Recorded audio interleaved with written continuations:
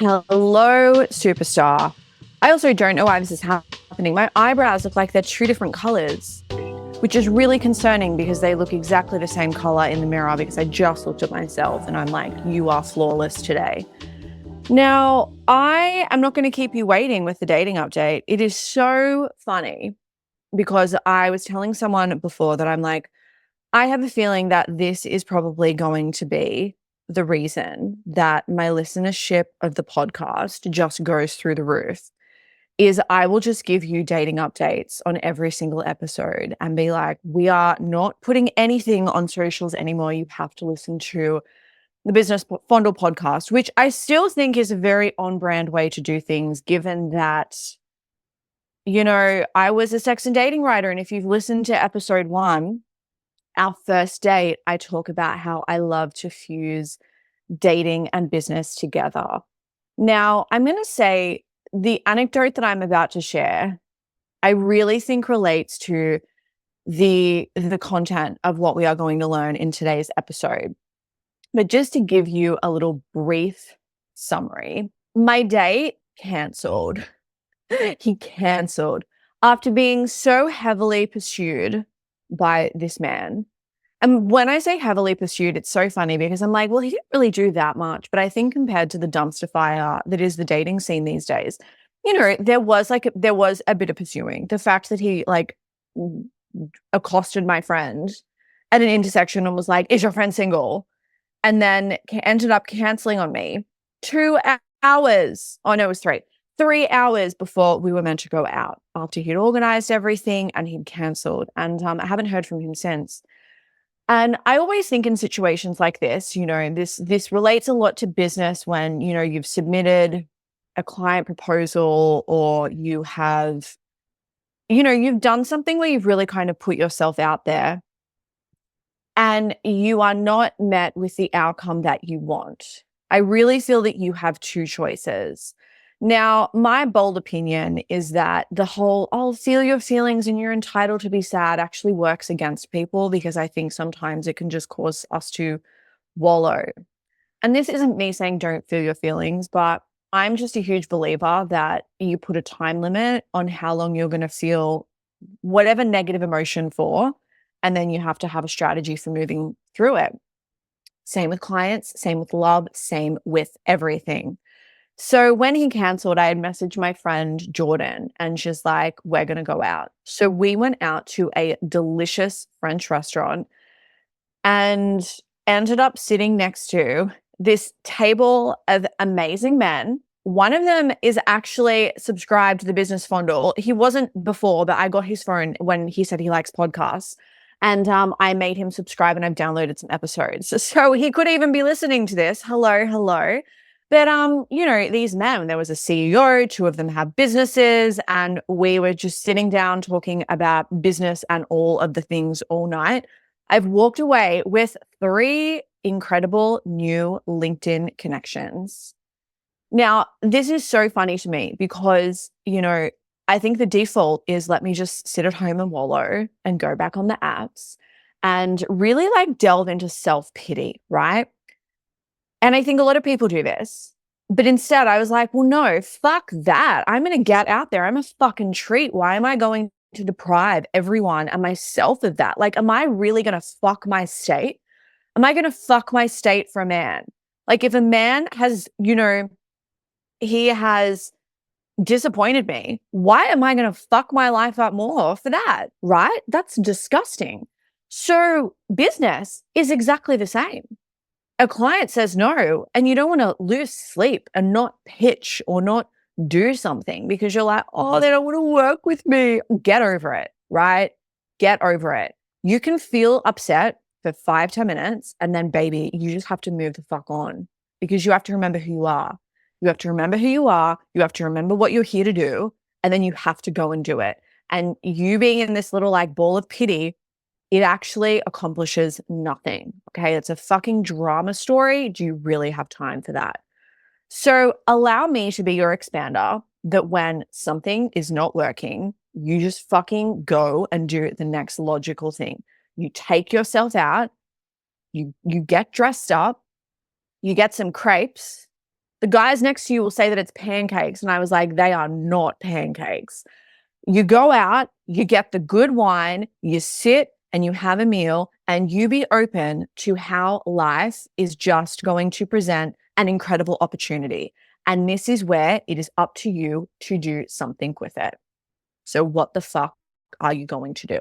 And I want you to remember that, because if we are in business, we open ourselves up to stuff not going well. Stuff will not go well. So this is where the next time this happens, you really have a choice with what you can do next. So with that, we are going to lead into the content of today's incredible episode. They're all incredible, but I just have a feeling that you are going to love this one. And it's all about, if you need to make money fast, if you feel like that there needs to be this push, or you are like, I really just want to add some new energy into my business. And with that, I just want to bring in more money or be more visible. Whatever it is, you just want to dial things up.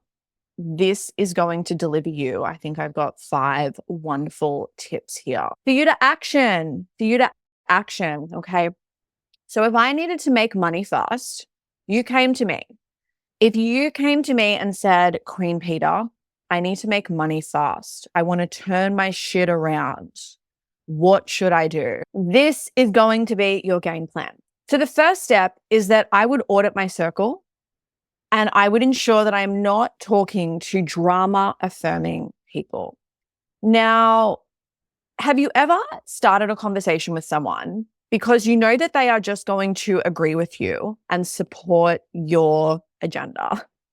Like, okay, non-business related example, but you are having issues with a friend and you know another friend that's having issues with that friend. So you go to that friend and be like, oh, let's talk about so-and-so, because you know they're going to support you. Now, this happens in business where when stuff isn't going well, we will want to go to the people that will support the shit not going well, because we know that we can have this like little drama DM talking about how everything is really crap and how that really fuels that.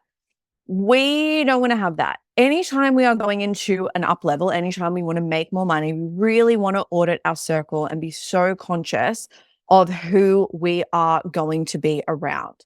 Now, this is where you get to make a choice of, do I want to feel validated in my feelings, or do I want a different outcome? Do I want different results?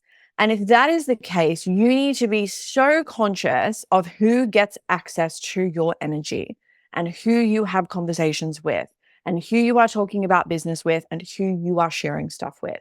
This also is going to be your permission slip that you are allowed to unfollow people that you are like, holy shit, I cannot stand their content. I'm following them on Instagram, and this is just some depresso shit that I'm just can't deal with anymore. So this is your permission slip that you can just axe them. You can say bye. You can lovingly break up and say goodbye. And I would really encourage you that as you are scrolling social media next, as you see stuff come up, ask yourself, is this actually making me feel inspired? If I think about where I'm going, who I'm going to be, all the things that I want to do, am I actually feeling like that this is dialing those feelings up or pulling me back down to earth? Because what do you actually think is going to help you really support you in this change if you are wanting to kick things up a notch? It's not going to be some bitch saying no one's spending, no one's spending, no one's spending, right? That's not going to do a lot for you. So this is where we look at, and we've explored this before in a podcast episode about, the company founder versus the sole trader mentality versus the employee mindset. I find if you are really in this like employee mindset, you will go to someone that will affirm what isn't working and you'll stay in the drama.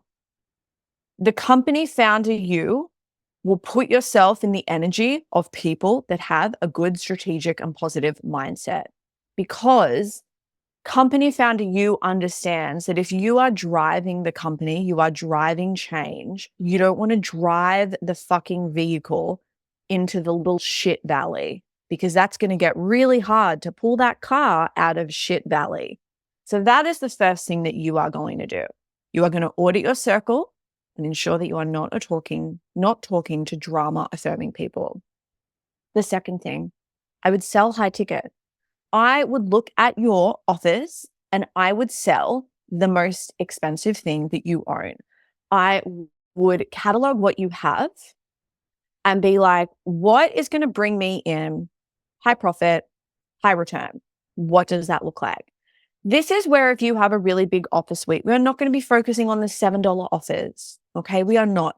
The only time that you would ever do that is if there was a really high and quick uptake of someone buying a $7 offer and then say in like a week or less, they end up spending $700 or $7,000, whatever that is. Now, for a lot of people, we just do not have the amount of traffic needed to make a dent with selling stuff that is really, really cheap. Now, you will have people online that say you can make all this money selling low cost offers, but I would really just ask you to be conscious of who is actually saying this advice, what their audience size is. And if they're like, you can make all this money selling, low ticket offers and you can be a millionaire, buy this low ticket offer to find out how. It's like they're only making that because they're saying, I will teach you how if you buy the low ticket offer. And then they're making all this money because it's kind of like this circle where everything just ends up spiraling. Okay. So if you need money, if you are wanting a really big push, this is where you do not fuck around with stuff that is low cost. This is also where I would probably advise against just creating something brand new unless it is validated and unless you know that there is a market for it. I see this a lot when people are like, I want to bring new energy into my business. I want to get out of this rut. I want to make all this money. And they feel like they need to start everything from scratch. And if we look at this logically, like you're building a house, what do you think is going to give you housing faster? Completely knocking the thing down and starting again? Or maybe we just need to fix the roof. So you want to ask yourself, what am I actually getting out of just being really, really busy? I would call this false productivity. And it's like, that's fine, babe. If you want to be super busy, I would rather be less busy and have a lot of money. So you pick whatever choice you want there. Okay. If you are selling stuff that is not going to cover a grocery shop, we need to just change that. So I would look at what is the most, again, expensive things that you own. And then I would start to promote that. Now, what can happen here, and this is amazing, is my dad used to have this technique with my mum that he would call soften the blow. And with soften the blow, it would be when he would buy some camera stuff and he would tell mum that it would be this outrageous price. So let's pretend that the camera was $10,000. He would say, I spent $30,000 on camera. And mum would be like, what? Be like, yeah, $30,000. He would go into it. He would keep this running for such a long time. And then mum would be like, that's obscene. He's like, look, I didn't spend 30. I only spent 10. And she's like, oh, that's okay. Now, he didn't start saying 10 because the same thing probably would happen. And my dad was in advertising. And it's so interesting looking back now at how he kind of would manipulate these situations and phrase things and position things so that mum would be like, oh, 10 grand is a really good deal because he would talk about these 30K cameras and all of this stuff. And then, what this then meant. And then mum's like, wow, that's still really good that you paid 10 grand and this camera has all these features. And this is so funny now because we can do this in business. It's like you can position something that is really high ticket. And if it doesn't sell, then great. Do you have the next thing down? So for me and my business, this would look like Give Good Email. Give Good Email is a $2,500 program. I can talk about this. I can promote it. And guess what happens if people are like, I really want it, but I'm not financially there? Amazing. I've got the email marketing starter pack. You can start with that. Now, what is going to get me better results in my business if I want to make a huge financial dent? It is going to be easy for me to sell 4 of these and make $10,000 than to sell $10,000 worth of the email marketing starter pack that's under $100. I know that I can have conversations. I know that I could easily sell 4, but I do not think that I could easily sell $10,000 of the starter pack. So this comes back to is if your goal is money, if your goal is to, move out of this rush and make a lot of money, You are not going to be making a lot of money in a quick way by selling cheap things. This is the hill that I will die on. You need to focus on promoting your expensive stuff and knowing that you can always downsell, and that is okay to do. So that is the second point. Now, employee you would assume that your circumstance is everyone else's circumstance. And what I mean by that is if you are like, my business doesn't really have money, a cash flow's tight, you assume that everyone is like that. So you're like, well, I'm going to sell the cheap stuff because no one obviously has money. Now, company you would remember that everyone has money and there are always customers, and you would consider effort versus outcome.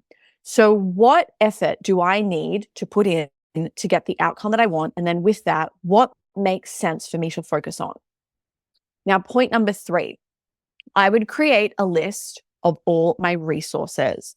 I will say too that this is one of the tasks. I have a whole video on this. This is one of the tasks in the 10-day Hot Money Sales Challenge. I can't even remember what it's called. It's something like that. I will link it below. This is 10 days worth of sales prompts and videos and trainings as a task that you do every day. And this is something that we do in one of them. And it's about cataloging our resources. So looking at all the resources that we have available to us. And, this can be your connections and your connections. It can look like past clients, people on your Instagram, people on, any social media, people on your email list, people in your co-working space, people who have purchased like a low-cost offering or a freebie, things like that. And we just want to catalog all of this to show our brain that we have all of these opportunities, we have all of these connections available to us. Because something happens sometimes when we are feeling like that we are at the start of a big change, or that we want to have like a big income month, or we want to, have a big launch, whatever it is, that sometimes we'll have a sales conversation and then we hear no, or we kind of can get a bit deer in headlights, forgetting everyone that we know, or at least this is me. So what this is going to show our brain is, hey brain, we have all of these people. So it doesn't matter if Kylie says no, because we have 200 other people that we can, pitch or ask for a favor or ask for a connection or do a referral partnership. So it's really about, showing our brain that there are more options. Now, the employee mindset here will tell you that you don't have enough resources, that you need to be continually into traffic. I need to do traffic. I need to get leads. I need to get all of this. And, that is the thing. Businesses do need steady traffic. We need steady lead flow. However, I know for a fact that you right now have in your network people to get you started, to buy your stuff and to sell. I've just had the most random analogy just pop into my head. I don't know if you remember this. Do you remember the old TV commercial? It was about like STIs. And it was basically like, if you've slept with one person, you need to think about all the people that they've slept with. And then you need to think about the people they've slept with. And here you are thinking, oh, well, I've only shagged 2 guys, but you've actually shagged 370,000 people, right? I want you to think about it like that. Okay. Like that is really what you have access to. So it's not just about these people, it's everyone else as well. And you need to remember too, that when you are doing a good job, when people are really happy with the service, they will be telling all of these other people. These conversations mightn't even come up. They're not going to say, hey, I'm going to give you a play-by-play of my day and say that your course came up or your offering or your product came up in conversation with, 10 of my friends over dinner the other night. They're not going to tell you that. It's just going to kind of happen. And you may not realize that these conversations are happening behind the scenes until months down the track. So just know that even though you are going to be out here doing stuff, you are going to be having all of these people as well behind the scenes that are going to be having these conversations and supporting you as well. You are just not going to see the result of that just yet. So remember that. So don't step into that employee mindset being like, I don't have enough. You have fucking heaps. Get over it. company, you would feel limitless with their resources. You would be so overwhelmed that you're like, shit, there's so many people. I don't think I can contact all these people. That's a really, really good way to be, because whenever you feel like you've got a closed door, you're like, I've got 3,000 other doors. I'm going to be okay. The fourth thing that I would do is I would devote my time to sales and outreach. Now, you are not going to sell just by thinking positively, okay? I know some Abraham Hicks person is going to be like, but I need to be in the vortex and think positively. You can do that. However, you need to have a sales conversation. And you need to ask yourself, when did I actually have a sales conversation? Now, this is something that we even covered in the 10-day sales challenge, where I really share the difference between proactive sales versus passive sales, and how a lot of us are really passively selling. And there is not a problem with that. However, it's going to be slower. And ideally, we should be doing some proactive sales and some proactive sales outreach. And this can even look like, if we are not wanting to have a sales conversation, because this is also going to very much depend on your business and your industry and how things are structured. This could look like even being very smart with email data. And when people click, having something that goes out to them.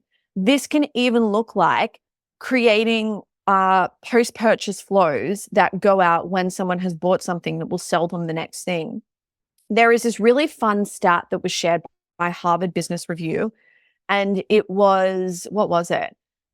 If you can engage 5% of your customers and sell to them, so like really boost that customer lifetime value and increase customer retention by 5%, this can boost a business's profit by 25 to 95%, which is just huge.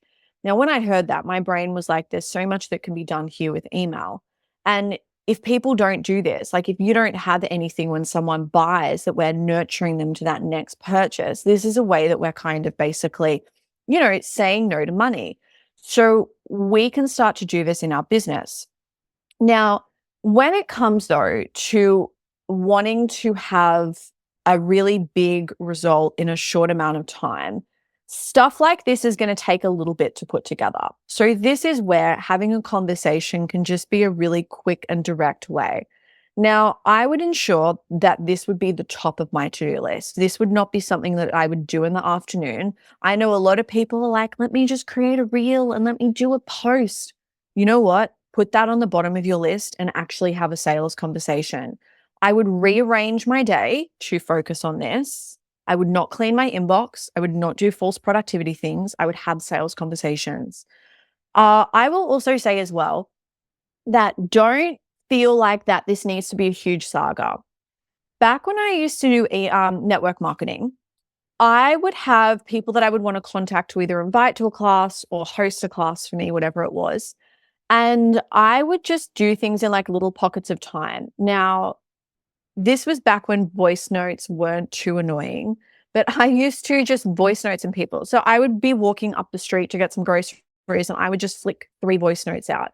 So I didn't feel that I needed to kind of have these dedicated windows of time. I just used the time that I had available to me. And that's something to remember as well. I hear people say, I don't have the time, but we all know someone who has 3 screaming kids in the background that's just making it work and still having these sales conversations and is still, sending voice notes and contacting people. And they're like, well, it doesn't matter that the kids are screaming. Like, who cares? Everyone knows that I have kids. They're just so unbothered by it. Where you don't want to kind of wait for perfect circumstance and to feel like doing it, because it will probably go to the bottom of your to-do list and never get done. So I would look at my resource list and I would either like categorize people of asking for a favor, asking for a sale, asking for a connection, and just being like, what would it look like for me to kind of, reach out to these people right now? So this is something I'm doing at the moment. We are approaching launch for Give Good Email, and I am contacting people basically saying, hey, do you want to partner with us on this? I'm contacting other people being like, hey, you've had really good results with Give Good Email. Do you want to be an affiliate, but can you also be a case study on the website? I am also contacting people selling them the email marketing starter pack. So I'm like, I want you to be in action now. I want you to start to have a really good experience. We'll credit your starter pack sale back. So I'm just going to see this as like a deposit for Give Good Email, right? That is how I've reframed it, that this starter pack, the fact that we credit it, it is a deposit for Give Good Email. So because of that, I can then sell that knowing that they're partially paid. How good does that feel? So this is something I'm doing, and I just work in pockets of time. And whenever I'm feeling like that my day has kind of been stalled and I haven't been productive, I'll just go and have 3 sales conversations or go and ask 3 people for something. And then I know that I have kind of set something in motion. I would also commit to being really uncomfortable with this. So I would tell myself that, yeah, this is probably going to feel scary and that's okay because that's growth. Okay. It's like when you are running and you want to become more fit, you want to run faster, run longer. When you are in that push zone, that is not going to feel comfortable. It is going to feel stretchy. Now, employee you would probably put up an Instagram story and do minimal effort and then like affirm, well, no one's buying, no one's paying attention. Company you would just get to work. They would create a strategy, they would create a plan, they would implement it, and they would see this as a long-term thing and not something that is just done in a day and then forgotten about. Now, number 5, I would remember conversion rates and I would remember that no is part of hearing yes. No one converts 100% of the time. They just don't. If you see this on a sales page, they are lying to you. If you look up online, you can look up average sales conversions. Just go and Google that now. You could even put your industry and just prepare to be amazed. Now, some industries, there is a 1% conversion rate, and that is 1% on warm traffic. You know, you can look at this in a variety of ways where the amount of beautiful stores that people will walk in, have a wander, and then they go and leave. So because of that, we need to know that when we hear a no, it just means that we are closer to a yes. If we can imagine 100 little blocks, and let's just go with a conversion rate of 5. So you've got, 5 red blocks and 95 green blocks. So the green is a no. I feel like I've really gotten that the wrong way around. Let's just say the green is oh my God. The green is yes, and there's 5 of them, and the no is red, and there's 95. You've got them all in a fucking bag. So if you pull out a red block, that's fine. If you pull out another red block, that's fine. You are going to be closer to pulling out a green block. Logically, that's just how that has to happen. So this is the same with sales conversations. And when we look at this, when someone is saying no, it doesn't mean no, get fucked, never speak to me again. It can mean, hey, no, right now our budget is tied up with this. It can mean, hey, no, not right now. We need to wait.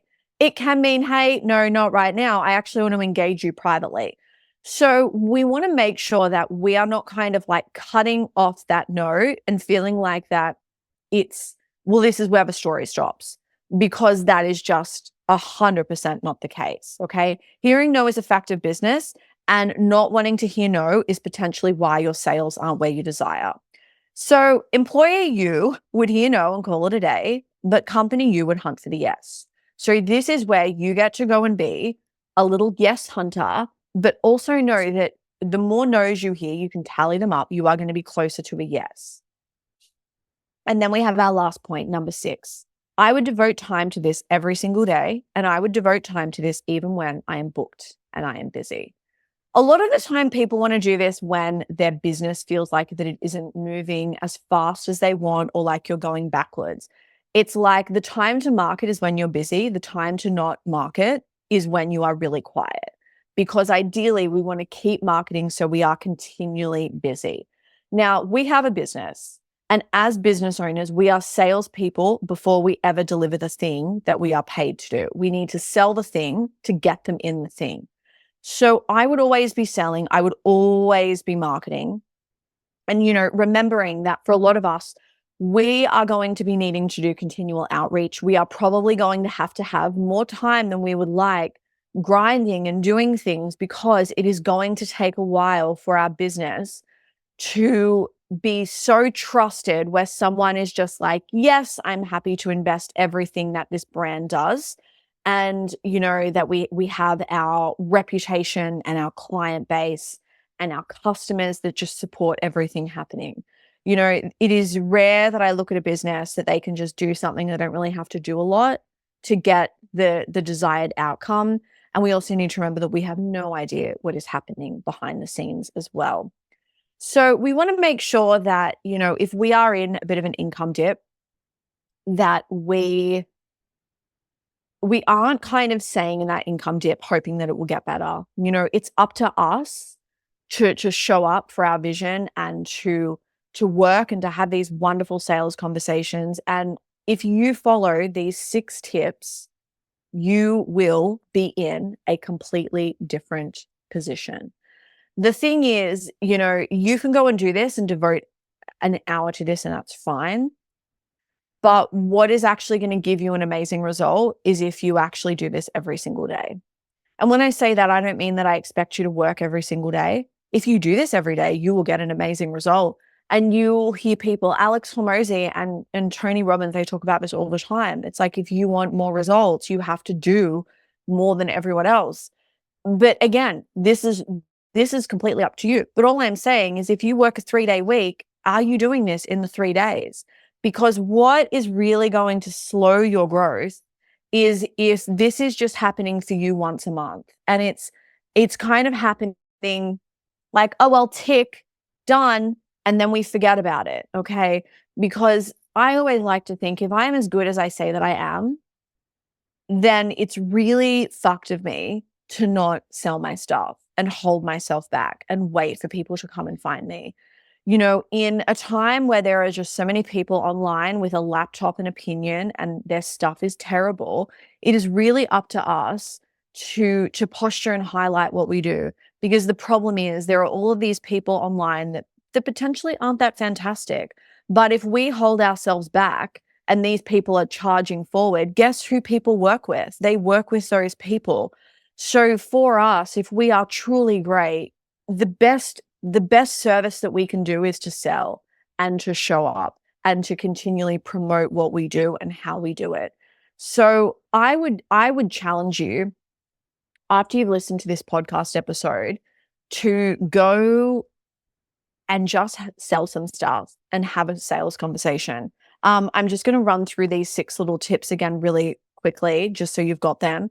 So the first, we're auditing our circle, and we are not talking to drama affirming people. The second, you're going to sell your expensive stuff. Third, create a resource list. 4, devote your time to sales and outreach. 5, remember conversion rates and that hearing no is part of hearing yes. 6, I would devote time to this every single day. You don't want to be employee you that's here every month. You don't want to be there where you've got this really predictable thing of, I hate business. Oh, we're quiet. Oh. You don't want that. Company, you would amend the strategy so you are never back here again, and that you are continually growing and that you are evolving and that dips happen, but you are still growing forward in the direction that you desire. You've got this. You 100% have this. Go and make some money. Have the best fucking day ever. Truly, have the day that you deserve. I love this. I love this so much. I love this. I love you. I love you more than this little cream bun that I had for breakfast. I don't know what it was called. It was some like Italian little cream bun. It was like this split. It was like a little bit brioche-like. It looked like a little bread roll. And then they split it. And then in the middle, there was some rhubarb jam at the bottom. And then they said it was custard, but it wasn't really custardy. It was like a custardy cream that they kind of then had in it. And then on the top, they had some like little crumble. And I had that with a double espresso, and it was just simply divine. It was kind of a bit misty, rainy at the time, and I don't normally like to sit out and get wet because it just feels really off-brand. But it was this misty rain, and I looked fabulous. I've got on this nice long dress with this scoop neck. It's long, it's wool, it's stunning. I have my boots on, my sunglasses. Everyone's in their puffer jackets. And I'm sitting there with my little coffee and my little cream bun with my sunglasses on. And I thought, fuck, I look so cinematic right now. You can't get me in a puffer jacket ever. So I love you more than the cream bun that was in my mouth. And I love you more than that little situation. I also loved you more than the dinner that I had last night. And that was so good. We had profiteroles for dessert, crepes Suzettes, amazing. Steak for dinner, steak frites. Oh, so good. And some delicious wine. So I love you more than that. I love you just as much as my wonderful friend Jordan, who went out with me and we just had such a great time. How good are friends? So I love you just as much as Jordan. I love you more than how hopeful I feel about the future. It just feels really good. Like if you just stop and you think about all the cool shit that you could do and how your life could be so different next week and how this afternoon or tonight or tomorrow morning you could just get a piece of news that just pushes your life and your business into a completely different dimension. Like how amazing is the unknown? Because like there is just going to be so much amazing stuff filled in that. And that just keeps me going every day. So hot stuff. I love you more than that. Have the best fucking week. Go make some money. Be your sexy self.